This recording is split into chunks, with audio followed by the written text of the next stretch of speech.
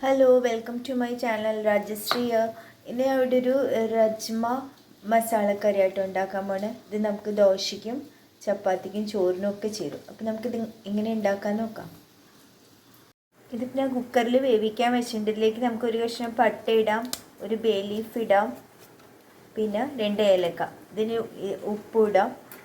ഇതിപ്പോൾ ഞാൻ തലേ ദിവസം നമ്മൾ വെള്ളത്തിലിട്ട് വെക്കുക, നമ്മൾ കടലയൊക്കെ ഉണ്ടാക്കില്ല അതേ രീതിയിൽ തന്നെ വെള്ളത്തിലിട്ട് വെച്ച് പിറ്റേ ദിവസം ഇതൊന്ന് വേവിച്ചിട്ട് വേണം നമുക്ക് ഉണ്ടാക്കാൻ. കുക്കറിൽ നമുക്കിത് വേവിച്ചെടുക്കാം. രജ്മ ഇവിടെ വേവിക്കാൻ വെച്ചിട്ടുണ്ട്. നമുക്ക് അപ്പോഴേക്കും ഒരു ചട്ടിയിൽ ഇതിൻ്റെ മസാല ഉണ്ടാക്കാം. കുറച്ച് നെയ്യിട്ടു, എണ്ണ ഒഴിക്കാം,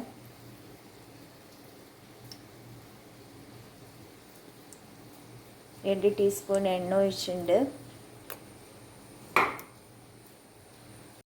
ഇതിലേക്ക് ജീരകം, ജിഞ്ചർ ഗാർലിക് പേസ്റ്റ് ഒന്ന് യോജിപ്പിച്ച് കൊടുക്കാം.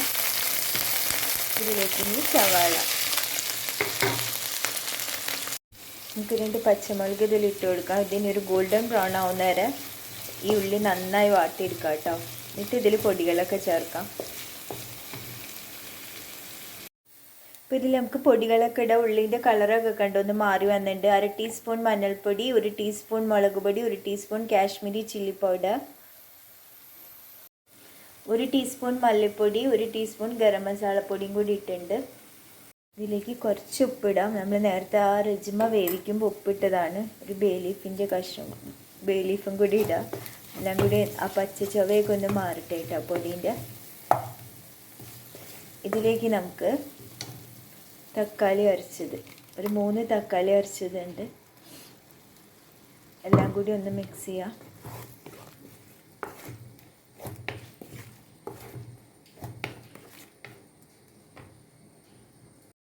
അപ്പോൾ നമ്മുടെ രജ്മയൊക്കെ നന്നായി വെന്ത് വന്നിട്ടുണ്ട് കണ്ടോ, നല്ല സോഫ്റ്റ് ആയിട്ടുണ്ട്. ഇത് നമുക്ക് ഈ മസാലക്കൂട്ടിലേക്ക് ഒഴിക്കാം. തക്കാളി അരച്ചതൊക്കെ കൂടി നന്നായി യോജിച്ചിട്ടുണ്ട്. അതിൻ്റെ പച്ചപ്പൊക്കെ മാറി തക്കാളീൻ്റെ എല്ലാം കൂടി ഒന്ന് മിക്സ് ചെയ്തു.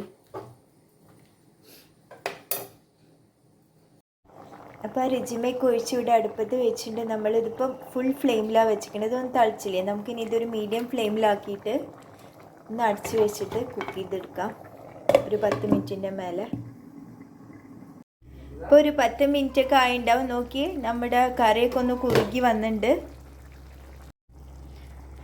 അപ്പോൾ നമ്മുടെ കറിയൊക്കെ നന്നായി കുറുകി വന്നിട്ട് നമുക്കിതിലേക്ക് കുറച്ച് കസൂർ മേത്തി, പിന്നെ കറി ഇവിടെ റെഡി ആയിട്ടുണ്ട് കേട്ടോ. നല്ല രജ്മ മസാല വേണ്ട.